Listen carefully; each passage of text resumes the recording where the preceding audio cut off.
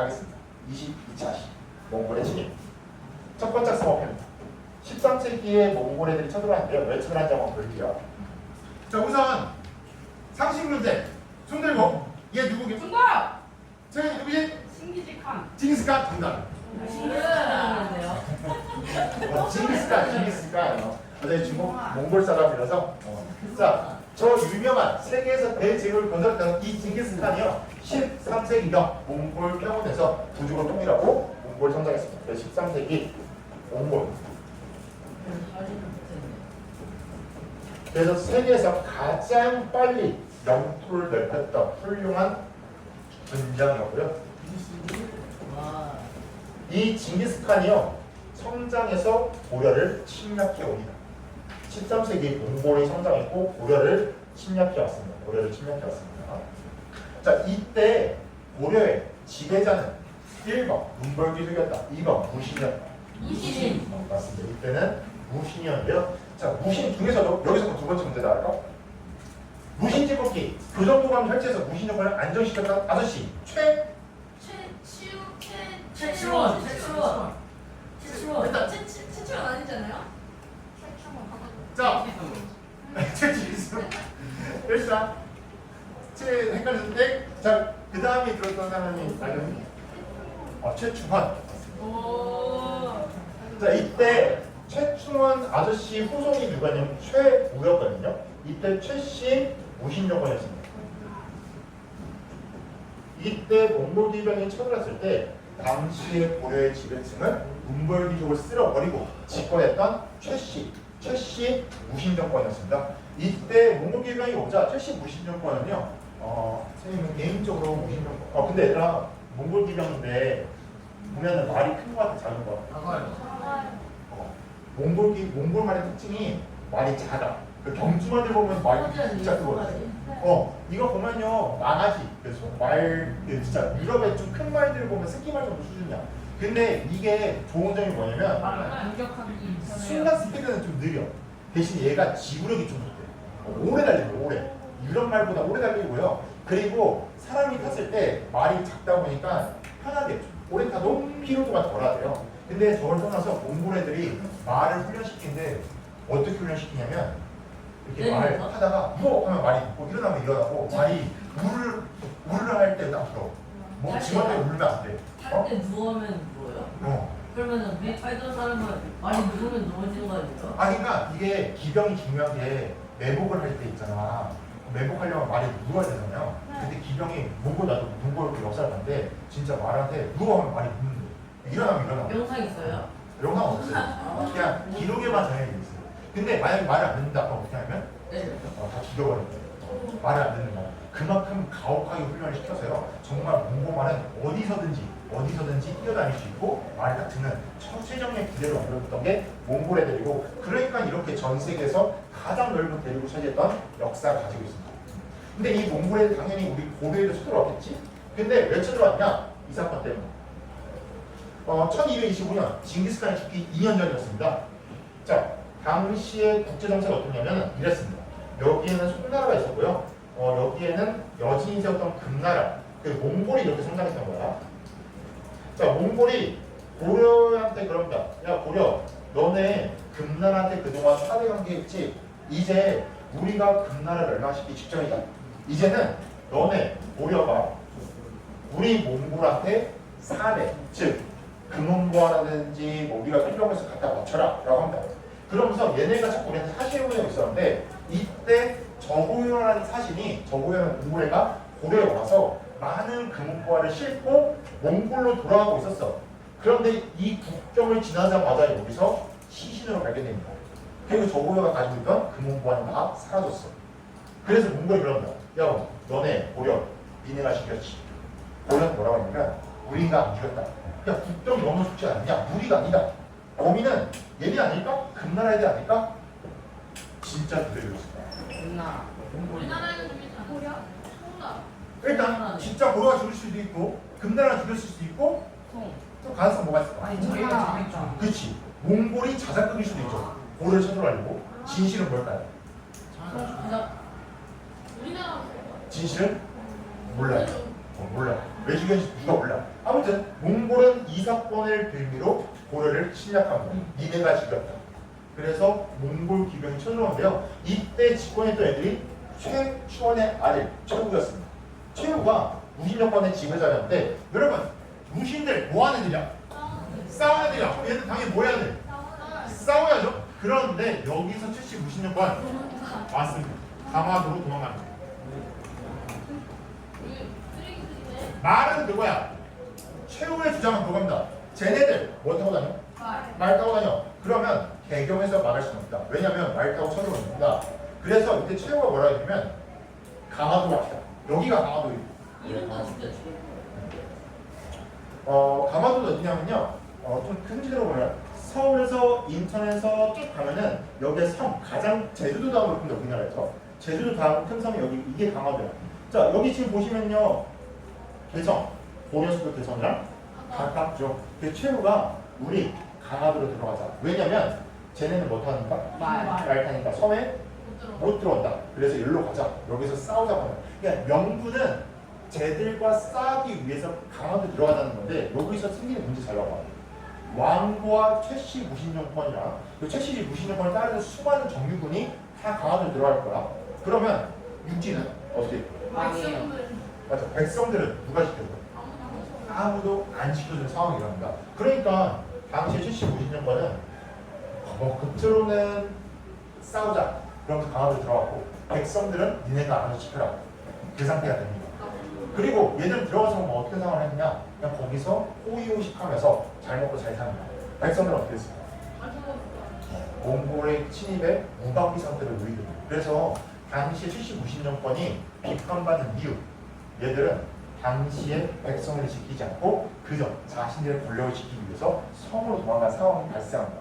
그래서 이때 섬으로 도망을 갔고요. 이때 당시에 우리가 몽골과 싸웠던 역사를 볼게요. 대몽 황정부터. 대몽. 선생님 개인적으로 그래서 무신정권을 그렇게 좋아하지는 않습니다. 대몽 황정. 자, 이때 그래도 정말 기적 같은 사건이 하나 일어나요. 바로 뭐였냐면, 이거는 강화도에 가시면 보시는 고려 군터입니다. 여기에 고려 궁궐이 있었고요. 지금은 건물이 없어. 그래서 이거 복원한 거.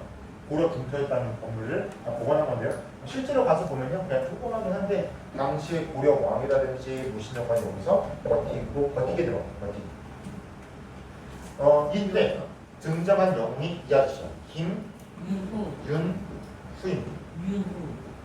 김윤후라는 스님이 몽고군이 쳐들어왔을 때 처인성에서 박살내버립니다.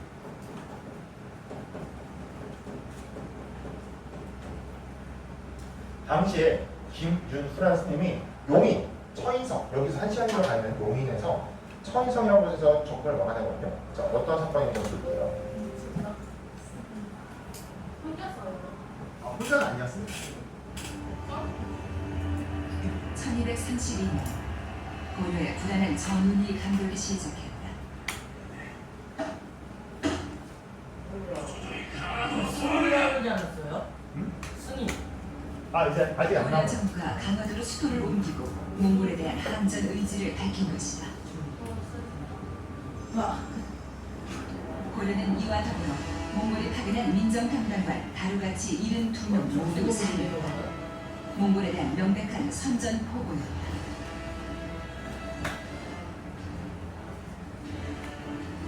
몽골은 고려의 사신을 보내 즉시 개경으로 수도를 다시 옮길 것, 그리고 임금인 고종과 무신정권 집권자 최후의 몽골 입주를 요구했다. 이때 몽골이 강화도에 들어간 최후한테 표지문에서 너네 다시 대경으로 돌아와라. 돌아오고 우리한테 항복해라. 그 최후 너는 당장 우리 몽골로 와라. 라고 했는데 다 거절하고 강화도에 버티기 들어갑니다. 그러니까 몽골이 열받는 거야 계속. 그러나 집권자 최후의 항전 의지는 확고했다. 40여 년의 기나긴 대몽 항쟁, 그 서막이 시작된 것이다. 그래서 이때 몽골이 열받아서 이제 국내 대륙을 침입해 왔고요. 이때 막 경주 항공사가 불탈 정도로 전국을 무대기 시작합니다. 몽골군이. 이때 몽골군이 온 곳이 여기야. 그런데 고려가 항전 의지를 나타내면서 몽골의 침략은 다시 시작된다.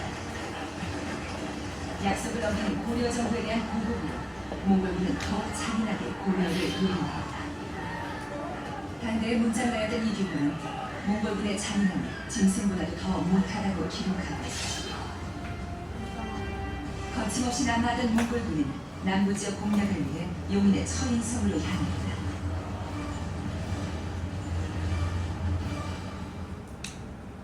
고려시대 처인성이 위치했던 경기도 용인시 남산은 바로 이곳 처인성에서 몽골군 총사령관의 목숨을 노리는 한 사람이 기다리고 있었다. 몽골군이 다가온다는 소문이 퍼지자 처인 부국민들과 인근 고을의 백성들은 서둘러 처인성으로 대피했다. 근처 백현원의 승려 김윤후도 그들 중 한 명이었다.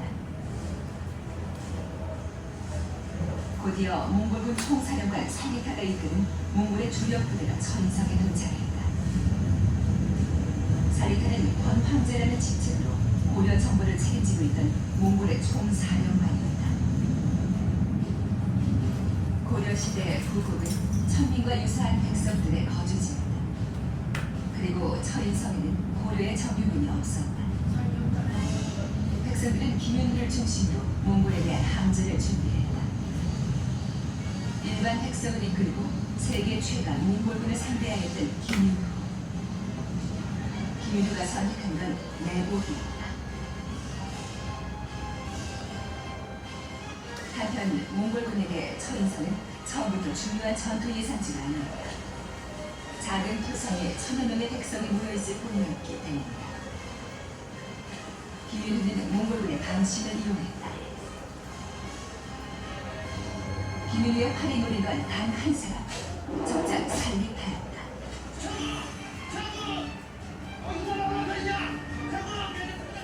총사령관을 잃은 몽골군은 오합지졸이었다. 김윤후와 처인 부국민들은 사리타를 사살한 데이로 상당수의 몽골군을 생포했으며 남은 몽골군도 서둘러 철수했다.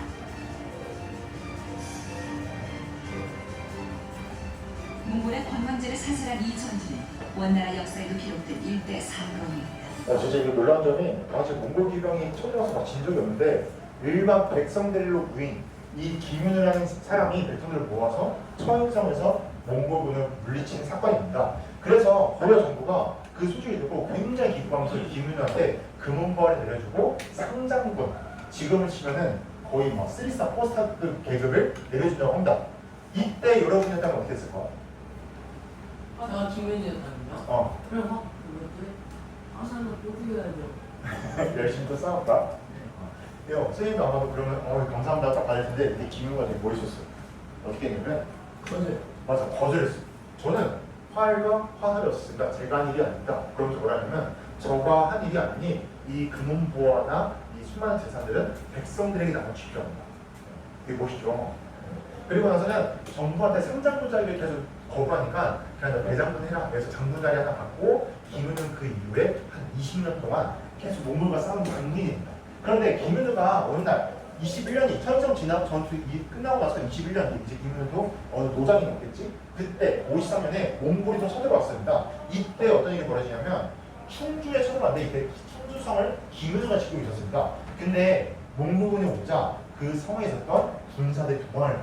야 몽골 겁나 세대. 쟤네랑 싸우면 안 되겠다 해서 병사들이 도망을 갑니다. 이때 김윤후가 어떻게 했냐면 백성들, 그때 남았던 백성들이랑 노비들이랑 싸우는데 노비한테 그러는 거야. 야 우리가 저희 몽골이 오는데 정규군도 도망간 상태다. 근데 난 여길 지키겠으니 함께 지키자면서 노비들한테 살아만 않는다면 얘네를 다 폭민시켜주겠다면서 노비 문제를 불태운다. 그래서 노비들과 백성들과 함께 김윤후가 또 천주성에서 막아내서 그래서 몽골군을 크게 2번이나 이겼던 김윤후 장군. 그 다음은 어떻게 했을까? 아쉽게도 지금 보면요 김윤후가 몇 년에 태어난지 몰라요. 당연히. 왜냐면 일반 승인 출신이잖아. 형님 출신이니까. 근데 언제 죽었는지도 몰라. 왜 그러냐? 이렇게 큰 전투에서 이겼던 몽골을 격퇴했던 김윤후도요 고려 정부에서 좋아하기보다는 싫어했어요. 왜 싫어했을까? 맞아. 여러분 생각해보자. 지금 최후 정권, 79정권 다 어디 있어? 강화도에 있어. 강화도에서 열심히 싸우긴 하지만 백성들을 지켜주고 있어? 안 지켜주고 있어? 안 지켜주고 있잖아요. 김윤후는 2번이나 백성들을 지켜줬습니다. 백성들이 누굴 좋아할까? 김윤우. 그러니까 당시 70무신정권이나 무신정 무인들이 김윤우를 좀 한지 별볼 것 없는 자리에 배치시킵니다. 그래서 김윤우는 그냥 쓸쓸하게 죽어 나갔고요. 결국에는 그 충주 노비들도 어떻게 됐냐면 이때 돌아온 정규군이 나 귀족들이 야 우리 집에 있는 금은보가 살아왔다. 이거 다 노비들 지시해서 노비들 압박하자 노비들이 반란이 일으켰고요. 결국은 노비들이 죽습니다.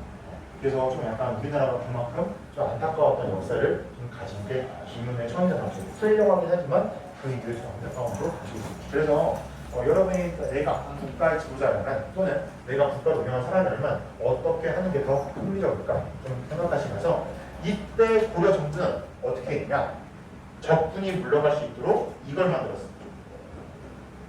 팔만 대장경. 물론 여러분 팔만 대장경이랑 도대체 전쟁이랑 무슨 상관인가요? 라고 할 수 있는데 이게 팔만 대장경이죠.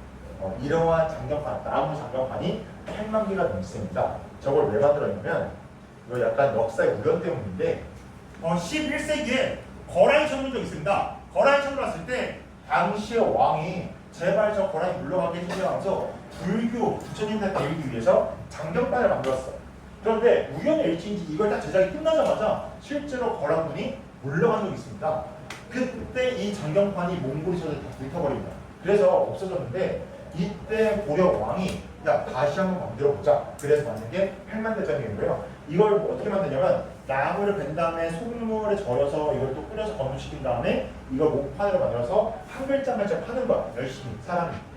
그런데 놀라운 점은 이거 하나 팔 때마다 세 번째라고 하나 파고 세 번째라고 하나 파고 이런 식으로 해서 정말 정성스럽게 만들어서 제발 몽골군이 좀 물러가게 해주세요라고 해서 만든 게 팔만대장경이고요. 지금 하나도 소실되지 않고 여전히 이 합천 해인사에서 보관 중이어서 세계문화 유네스코에 등재되어 있는 상태입니다. 그래서 뭐 궁금한 친구들은 한번 팔만대장경 보시고요. 이때 김윤우의 처인성 전술 꼭 기억하시길 바라요.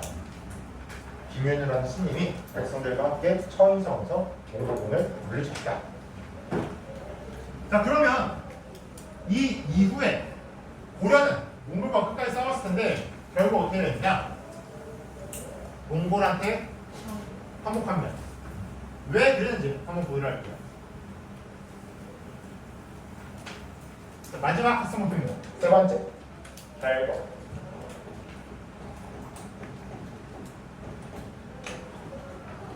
자, 이때 강화도에 갔었던 최씨 무신정권 모든 정규군과 모든 고려의 최종의 부대는 강화도에 가서 최씨 무신정권을 시키고요. 최씨 무신정권은 거기서 안전한 생활을 누립니다. 그러면서 얘들이 거기서 사치를 벌입니다. 맨날 파티. 실제로 기록해 보면요. 이 강화도에 숨어 들어왔을 때가 최후가 죽기 한 10년 전쯤이거든요. 이때부터 한 40년 동안 강화도에서 최후의 아들 최양의 아들 그리고 최의 부하들 김준원, 이면은 이런 애들이 한 40년 동안 강화도에서 버티 들어가거든요. 이 40년 동안 얘들은 거기서 안전하게 살면서 이 실제로 당시 최후가 강화도에 들어와서 하는 잔치 기록입니다. 거기서 잔치하는 거. 여러분 당시에 우리나라 한반도에 있었던 백성들은 뭐하고 있어요? 싸우고 있어요. 그런데 최후는 거기서 잔치를 열면서 호의호식하고 있습니다. 그러면 잔치하려면 돈이 필요하잖아요. 그 돈 다 어떻게 해요? 맞아요. 세금. 백성들은 제대로 지켜주지 않으면서 백성들이 세금을 받기 시작합니다. 그러면서 얘들은 여기서 사치와 탕락을 누려요. 그러니까 백성들이 좋아했을까 싫어했을까? 맞습니다. 당시의 민심이 점점 하락하기 시작하고요. 백성들은 그런 거. 야, 저 무인들 직업이 군인 아니냐? 군인인데 백성들을 안 지키고 자기들 먹고 사는 데만 관심 있네. 야, 이렇게 망한 고려 제대로 되려면 누가 정치를 잘해야 돼? 원래 누가 정치 잘해야지? 왕이야, 맞아. 그러면 고려 국민들이 그런다. 더 이상 얘를 못 믿겠다. 이제 왕을 지지하기 시작한 거야. 그리고 왕도 내가 정치하고 싶어. 왜냐면 내가 왕이잖아. 왜 무신들 정치하냐? 그런데 왕권이 강했어, 약했어? 약했어. 이때 얘네 힘이 너무 세요. 이때 왕이 권력을 강화하려면 또 다른 권력자에게 힘을 빌려야 돼. 이때 무신보다 힘이 센 애들이 누구였을까? 몽골. 맞아. 아니. 뭐죠? 국내 말고. 고려 밖에 무신보다 힘 더 센 애들. 맞아. 몽골. 이때 왕이 결정합니다. 야, 이렇게 살 바에 차라리 몽골에 항복하자. 항복해서 쟤들 힘을 빌리자. 그래서 이때 어떤 일이 벌어지냐면요. 고려 왕 원종이 몽골한테 항복합니다. 그리고 개경으로 돌아옵니다. 개경으로 항복합니다. 몽골에 항복하고 개경으로 돌아옵니다. 이때 원종이 기가 막힌 선택을 하나 하는데요. 어떤 선택이었냐? 고려 원종이 태자 시절에 아버지는 뭐냐면 아빠, 전하, 우리가 이렇게 무신을 짓고 할 바에는 차라리 몽골에 항복하는 게 어떻습니까? 그래서 저 몽골의 힘을 빌려서 다시 나라를 안정시킵시다 라고 합니다. 그래서 원종이 태자 시절 몽골에 가는데요. 몽골에 가서 누굴 만나야 돼? 항복하려면. 그래서 몽골의 지배자를 만나야 돼. 몽골의 지배자를 칸이라고 부르거든요. 칸? 이때 뭉케칸이었어요. 뭉케칸이 4대 칸이었는데 얘를 만나러 가고 있었습니다. 그런데 문제가 생겨요. 얘가 가는 도중에 죽습니다. 그럼 왕이 죽었어. 몽골의 왕이 죽었어. 그럼 여기서 무슨 문제가 생기냐면 누가 그 다음 왕을 해요. 이때 뭉케칸의 동생이었던 쿠빌라이랑 아리쿠케 둘이 싸우기 시작합니다. 이때 원종이 고민에 빠집니다. 야, 얘가 아니면 얘 둘 중에 누구 하나 칸이 될 텐데 누구한테 붙을지 이게 고민입니다. 이때 원종이 쿠빌라이를 찾아가서 항복 의사를 밝힙니다. 제가 봤을 때 쿠빌라이, 당신이 그 다음 칸이 될 것 같습니다. 당신이 칸이 된다면 고려는 당신에게 귀의하겠습니다. 항복하겠습니다. 이때 쿠빌라이가 뭐라고 하면 되게 좋아하면서 야, 너네 나라는 옛날에 고구려라는 나라 시절에 수나라, 당나라도 물리쳤던 엄청난 나라 아니냐? 이런 나라가 나한테 오다니 이거는 내가 그 다음 칸이다라는 계신 것 같다. 고려 정말 고맙다고요. 실제로 그 다음에 쿠빌라이 칸이 5대 칸이 됩니다. 참고로 쿠빌라이는요 원나라에서 징기스칸 다음 훌륭한 형제가 돼요. 그래서 굉장히 유명한 사람인데요. 이래서 쿠빌라이가 원종한테 조건을 겁니다. 너네 항복하면은 내가 너를 왕으로 인정해줄게. 그리고 너가 잘 살 수 있도록 내가 뒤에서 도와주겠다. 그래서 결국 원종이 개경으로 돌아온 순간 무신정권 끝납니다. 다시 권력을 왕이 잡기 시작합니다. 그러면서 무신들은 역사 속으로 사라집니다. 하지만 이때부터 원 간섭기가 시작합니다. 원나라가 우리가 원나라에 행복했기 때문에 원나라가 우리를 간섭했습니다. 근데 여러분 여기서 차이점 하나 알아두셔야 돼요. 항복은 했으나 원나라를 약속합니다. 어떤 약속을 했냐면 우리가 너네를 직접적으로 지배하진 않겠다. 즉 일제 식민지처럼 우리를 직접 지배하진 않겠다. 대신에 너네는 너네 나라대로 알아서 자치해라. 너네 나라 사람들 너네 나라에서 다스려라. 단 어렸을 때 왕자들을 몽골에 보낸다든지 아니면 몽골의 관청을 고려에 설치한다든지 좀 간접적으로 통치합니다. 그래서 이때를 원 간섭기라고 해요. 근데 원이 직접 지배하는 게 아니고 우리가 알아서 통치하는 데 냅뒀어. 왜 그러냐면 이 사건 때문에 쿠빌라이가 우리한테 도움을 받았다. 그래서 너네는 우리가 인정해줄게. 실제로 쿠빌라이가 죽을 때 유언을 남겨. 불개 풍토라는 토풍이라는 유언을 남기거든요. 이거 무슨 뜻이냐면 불개 바꾸지 마라. 풍토를 즉 고려의 풍토를 절대 바꾸지 마라. 저 고려는 나한테 도움을 준 나라다. 고려가 알아서 다스리게 냅둬라. 그리고 세조가 그럽니다. 쿠빌라이가 고려 원종한테 네가 날 도와줬고 지지했으니 내가 널 도와주겠다. 네 아들이랑 내 딸이랑 결혼하자. 그래서 이때부터 고려는 몽골의 궁합 사위 이파로서 계속 존재하게 돼요. 다음 시간에 좀 더 자세히 배울 거고요. 그런데 여기서 문제가 생겨. 잘 봐봐. 몽골 애들이 국왕의 항복을 받아줬어. 하지만 죽어도 용서할 수 없는 애들이 있어. 우리가 끝까지 싸웠던 누구? 김윤호 같은 무신들, 싸웠던 장군들. 이때 최초 여기서 문제 있고 마지막 문제 있다. 자, 최씨 정권에는요 군사적 기반이 있었습니다. 자신을 후위하는 도방과 개경을 지키는 특수부대 얘네가 있었습니다. 정답. 자, 이때 최후 정권이 참별초와 함께 강화를 끝까지 싸울 거 아니에요? 몽골 정부가 그럽니다. 원종, 너 개경 돌아왔지? 조건이 하나 있다. 삼별초 애들, 우리와 끝까지 싸웠던 강화도에 들어가서 무심 이때서 끝까지 우리가 싸웠고 솔직히 이때 선별초가 진짜 잘 싸웠습니다. 그래서 몽골을 수많이 격퇴했는데요. 얘네들 명단가죠. 원종한테 명단을 왜 달라 했어요? 스카우트 대가리. 스카웃일까요? 죽일까요? 죽여요. 아마도 죽이려고 가져오라고 한 것 같습니다. 이때 선별초가 그 소식이야. 야, 우리 고려 정부가 다시 개경 들어왔는데 그리고 우리의 명단을 넘기라 그럴 때 그럼 얘네 따라가야 돼 말아야 돼? 말아요. 말아야지. 왜냐면 가는 순간 얘는 어떻게 돼? 죽는 목숨이야. 그래서 선별초가 결심한 거야. 우리는 개경에 가지 않고 끝까지 싸우겠다. 끝까지 몽골과 싸우겠다. 즉 우리는 왕의 명령을 듣지 않고 끝까지 남아서 이 강화도에 남아서 싸우겠다. 결심한 거야. 이때 선별초가 끝까지 싸우는데요. 강화도에서 더 이상 싸울 수가 없었어요. 그래서 얘네가 간 곳이 어디냐면 강화도에서 싸우다가 져서 진도로 갑니다. 진도계가 있는 진도. 결국에는 진도에서도 싸우다 열세에 빠져서 져서 제주도까지 갑니다. 자, 여기서 알 수 있는 사실은 다 어디였어? 성. 왜냐하면 몽골 애들은 유령선이야. 근데 이때 안타까운 거는요, 이 선별초가 진도, 제주도까지 갔는데 이때 선별초를 싸우러 몽골뿐만 아니라 고려군도 같이 가요. 그래서 영웅연합군에 이어서 결국에 선별초는 끝났고요. 근데 얘네가 왜 역사 속의 중요한 점은 이렇게 끝까지 싸워서 몽골을 데려가고요. 몽골이 안 거예요. 고려란 나라는 함부로 넘볼 나라가 아니다. 그래서 이 선별초의 상징이 역사적으로 되게 중요하고요. 실제로 얼마나 강했으면 얘네 지금 보면요, 전라도 일대를 거의 다 먹습니다.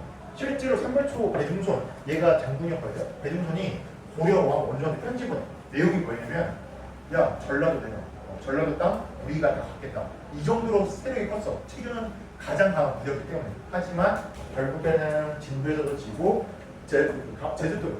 나중에는 어디까지 갔냐면 일본에 있는 요 아래 오키나와가 있어요. 거기까지 갔던 설도 있습니다. 실제로 오키나와 건물 중에 고려시대 건물이 발견인데 그게 아마도 선별초들이 끝까지 간 것 같아요. 그래서 끝까지 싸웠던 우리나라에 항쟁했던 역사입니다. 자, 그래서 오늘은 몽골이 쳐들었던 역사를 배웠는데요. 이거 한번 풀어볼까? 자, 선생님 노트북 살게요.